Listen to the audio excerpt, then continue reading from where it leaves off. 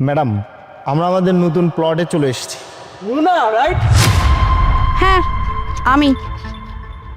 তুই সাজিদ না? মানে আমরা যে কলেজে পড়তাম একসঙ্গে। যাক, তুই আমাকে চিনতে পেরেছিস। প্লিজ দূরে, হ্যান্ডশেক করার কোনো দরকার নাই। অবশ্য আমার সাথে হ্যান্ডশেক করার যোগ্যতা তুই এখনো রাখিস না। হ্যালো, উনি হচ্ছেন আমাদের ম্যাজিস্ট্রেট ম্যাডাম, আর ম্যাজিস্ট্রেট ম্যাডাম র্যান্ডম কারোর সাথে হাত মিলায় না। সো কিপ ডিস্টেন্স, ওকে? মানে রুনা, তুই ম্যাজিস্ট্রেট হয়ে গেছিস? আলহামদুলিল্লাহ, আমার বেশ খুশি লাগছে। তুই তো ছোটবেলা থেকে এটাই চেয়েছিলি যে তুই বড় হয়ে ম্যাজিস্ট্রেট হবি। অন্যান্য মেয়েরা আমাদের গ্রুপে যারা ছিল সবাই তো ফাঁকি পাচ্ছিল, কিন্তু তোকে দেখতাম সবসময় পড়ালেখা নিয়ে সিরিয়াস থাকতি। কত পরিশ্রমী একটা মেয়ে ছিলি। দেখলি ওই যে মানুষ বলে না, পরিশ্রম করলে তার ফল আল্লাহ ঠিকই দেয়। দেখ, আজকে তুই ম্যাজিস্ট্রেট। আজকে আমি তোকে নিয়ে সত্যি অনেক প্রাউড ফিল করছি বান্ধবী। হ্যাঁ, প্রাউড ফিল কর, এটা ঠিক আছে, বাট আমাকে তোর ফ্রেন্ড বলিস না। কারণ কি জানিস? কারণ তোর আর আমার এখন লেভেলটা অনেক ব্যবধান। এটা তুই ঠিক বলছিস যে আমি পড়াশোনায় অলওয়েজ অনেক টপ ছিলাম। তোদের মতো আনাচে কানাচে বেশি একটা আমি নজর দিতাম না। আমার ফোকাস ছিল শুধু আমার পড়াশোনা, কারণ আমি শুরু থেকেই জানতাম আমি পড়াশোনা করে একদিন বড় কিছু হব। বাট তোকে দেখে তো মনে হচ্ছে এখনো কিছু করতে পারিস না, তাই না? হয়তো কোথাও কোনো একটা চাকরি বাদা করিস ওই অল্প কয়টা টাকায়। অবশ্য এটাই করার কথা, কেন জানিস? ওই যে অ্যাম্বিশন থাকা লাগে তো ব্রো, সে অ্যাম্বিশনটা তো আমাদের ছিল না। সবসময় তো দেখতাম আড্ডাবাজি, এই বাজি সেই বাজি এসব করে বেড়াতি। বাট আমাকে দেখ, আমি যেমনটা পড়াশোনা করতাম, যে অ্যাম্বিশন নিয়ে আমি আগিয়েছি, আজকে আমি একজন ম্যাজিস্ট্রেট। আর আমার পাওয়ার সম্পর্কে তোর ধারণা তো এতটুকু হয়েই গেছে যে আমার সাথে কনস্টেবল থাকে, আমার সাথে অ্যাসিস্ট্যান্ট থাকে, গাড়ি থাকে, আরও কত কি। আমার এখন কোনো কিছুর অভাব নাই। আর প্রপার্টি, এই যে জায়গাগুলো দেখছিস না, এই এরিয়ার অর্ধেক প্রপার্টি তো আমার। আর এখানে আসছিলাম আরও একটা প্রপার্টি দেখার জন্য। আসলে আমার এখন যে কত কোটি টাকার প্রপার্টি আছে সেটা আমি নিজেও জানি না। আমি জানি, এটা বুঝতে পারছি, ভিতরে ভিতরে তুই অনেক জ্বলে পুড়ে ছারখার হয়ে যাচ্ছিস। আর যাবি না কেন? হ্যাঁ, একই সাথে পড়াশোনা করছি, একই সাথে ছিলাম, অথচ তুই আজকে গুড ফর নাথিং। আর আমি এই শহরের একজন ম্যাজিস্ট্রেট, আমার এত এত পাওয়ার, এত কিছু। আসলে সবার কপালে না সব কিছু থাকে না। মন খারাপ করিস না রে।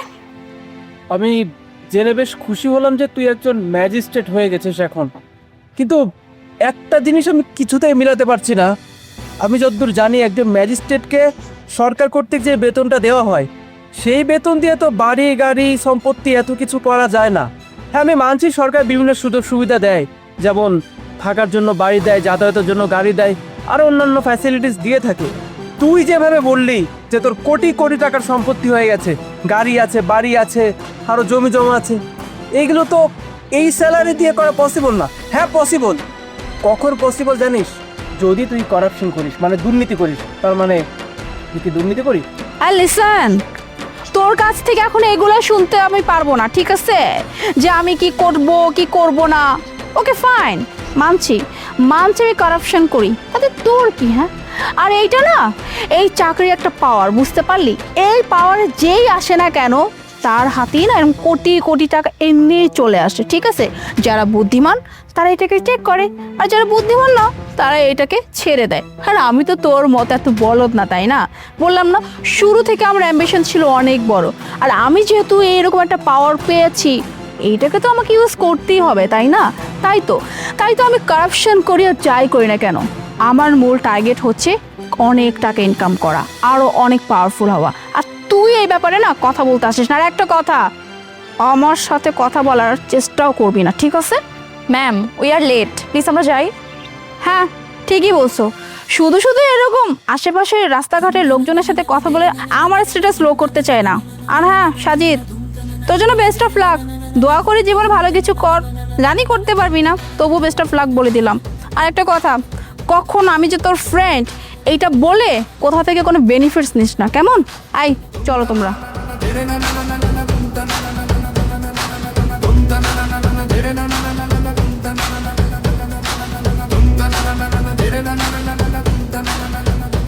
ম্যাডাম, এই মাসে তো আমাদের অন্য মাসের তুলনায় প্রফিট অনেক বেশি কম আসছে, মাত্র $1,00,000 আসছে।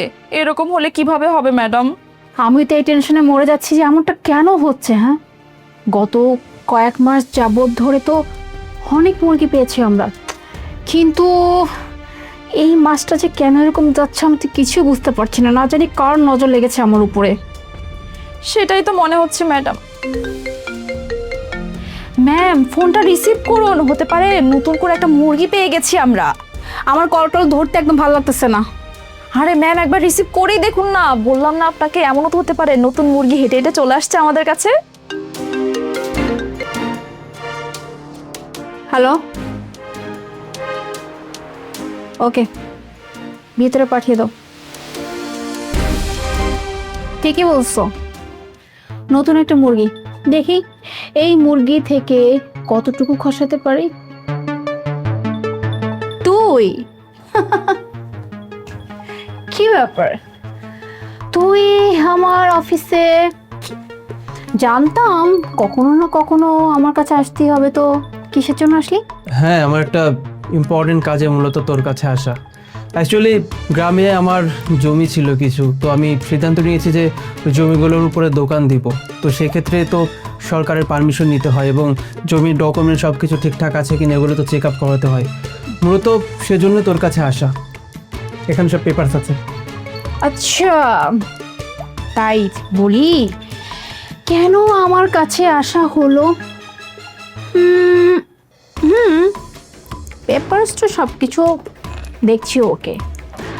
আর তুই একদম ঠিক জায়গায় আসছিস। আমার কাছে আসলে কেউ খালি হাতে ফিরে যায় না, কিন্তু সাজিদ, সব কাজে না মোটামুটি একটা গিভ অ্যান্ড টেক ব্যাপার থাকে। মানে তুই কিছু দিবি তবেই তুই কিছু পাবি। আর তুই যেখানে আসছিস মানে আমার কাছে, এখানে যে কাজগুলো হয় তুই তো খুব ভালো করেই জানিস যে কিছু যদি মশলাপাতি না বের করা হয় তাহলে কিন্তু এই ফাইল আমার হাত থেকে ছাড়বে না। এখন তুই বল, তুই কি রাজি? হ্যাঁ, আমি জানি তো তুই তো আবার ফ্রি কাজ করিস না, তোকে টাকা দিতে হয়। তো বল কত টাকা দিতে হবে? ওয়াও, মাই গুডনেস, তার মানে তুই ফুললি প্রিপারেশন নিয়ে আসছিস। আমি তো ভেবেছিলাম হয়তো তোকে অনেক কিছু বোঝাতে হবে, পড়াতে হবে, কথা বলতে হবে, কত কি না জানি করতে হবে, বাট তুই তো একদম ফুল রেডি। ইন্টেলিজেন্ট, ভালো লাগলো। এনিওয়ে, তুই যে কাজটা আমার কাছে নিয়ে আসছিস এই কাজটা আমি তোকে একদম ফুল ওকে করে দেবো। এর বিনিময়ে আমাকে বেশি না 10 লাখ টাকা দিতে হবে। কত? 10 লাখ। ঠিক আছে, কোনো সমস্যা নেই। তুই যখন 10 লাখ টাকা চেয়েছিস তুই তোর টাকা সময় মতো পেয়ে যাবি, কিন্তু তোর কাছে আমার একটা কোয়েশ্চেন আছে। সেটা হচ্ছে যে এই যে তুই দুর্নীতিগুলো করিস, এটা কি শুধু সাধারণ মানুষের সঙ্গেই করিস, নাকি আমার জায়গায় তোর পরিবারের লোকজন যদি থাকতো তুই তাদের সঙ্গেও দুর্নীতি করতি? মানে তাদের কাজ করে দেওয়ার জন্য তুই তাদের কাছে টাকা দাবি করতি, কোনটা? আরে ইয়ার, রাস্তায় তোর সাথে দেখা হয়েছিল তখন তোকে বলছিলাম না? হ্যাঁ, আমার অ্যাম্বিশন কি? আমার অ্যাম্বিশন একটাই, সেটা হচ্ছে টাকা কামানো। আর আমার এই চেয়ারটা দেখছিস, এই চেয়ারে পাওয়ার কত? এই চেয়ারে বসা মাত্রই কোটি কোটি টাকার ডিল। আর তুই কি ভাবছিস আমি এই টাকাগুলো এমনি এমনি ছেড়ে দিব? তাতে যে হোক না কেন, আমার পরিবার, বন্ধু বান্ধব বা দূর দূর থেকে সেই সম্পর্কে যেটাই হোক না কেন, টাকা ছাড়া মুনা একটা কাজও করে না।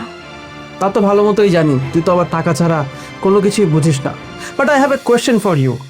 এই যে তুই দুর্নীতি করছিস, তুই কি একটাবার ভেবে দেখেছিস ডিস্ট্রিক্ট জজ যদি সামহাও জানতে পারে তোর এই কাজকর্মের ব্যাপারে, তোর চাকরি থাকবে? আরে রাখ তোর ডিস্ট্রিক্ট জজ, এরকম ডিস্ট্রিক্ট জজ কত পড়ে আছে, তাদের না তো সময় নাই, ঠিক আছে, যে প্রত্যেকটা জেলায় জেলায় গিয়ে এইটা চেক আউট করবে কোন ম্যাজিস্ট্রেট কত টাকা খেলো, কত ঘুষ খেলো না খেলো, এত সময় তাদের না। আর আমি এই চেয়ারে বসার দিন থেকে এখন অবধি কত কোটি টাকা যে কামিয়েছি, you have no idea bro. হ্যাঁ, একটা ডিস্ট্রিক্ট জজের কথা বলছিস, কিচ্ছু করতে পারবে না। আর আমি এমনভাবে সব কিছু ম্যানেজ করে রাখছি, মানে সবাইকে মুখ বন্ধ করে রাখছি, কেউ কখনো কাউকে একটা ওয়ার্ড পর্যন্ত আমার সম্পর্কে বলবো না। সো ডিস্ট্রিক্ট জজ কি করবে? হ্যাঁ, তুই অবশ্য ঠিক কথা বলেছিস। আগের যে ডিস্ট্রিক্ট জজ ছিলেন তিনি হয়তো এত কিছুর খেয়াল রাখতেন না, কিন্তু তোর হয়তো জানা উচিত বর্তমানে নতুন একজন ডিস্ট্রিক্ট জজ এসছেন, রাইট? তুই এক কাজ কর, তুই তোর ফোন দিয়ে একটু হায়ার অথরিটিকে ফোন দিয়ে জিজ্ঞেস করে দেখ নতুন ডিস্ট্রিক্ট জজের নামটা কি, তাহলে সব কিছু বুঝতে পারবি। নতুন যে ডিস্ট্রিক্ট জজ আসছে তাকে ম্যানেজ করা আমার বা হাতের খেল, বুঝতে পারলি? আর সে কে সেটা আমার জানার দরকার নেই। আমি জাস্ট তাকে এমনভাবে সব কিছু দিয়ে রাখবো সেও কিচ্ছু বলবে না। তবু একটু জান না নতুন ডিস্ট্রিক্ট জজের নামটা কি। এমনও তো হতে পারে নামটা জানার পর তোর পায়ের নিচে মাটির না থাকতে পারে। ও আচ্ছা ঠিক আছে, আমি ফোন দিয়ে জেনে নিচ্ছি কে সেই বীর পুরুষ যে নতুন ডিস্ট্রিক্ট জজ হিসেবে এখানে জয়েন করেছে। অবশ্য আমার জন্য ভালো হবে, তার জন্য আমি না হয় 2টা মিষ্টির বক্স পাঠিয়ে দেব।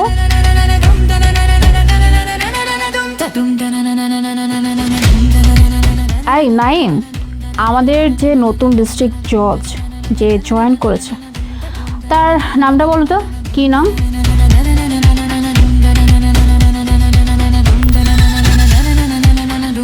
কি নাম?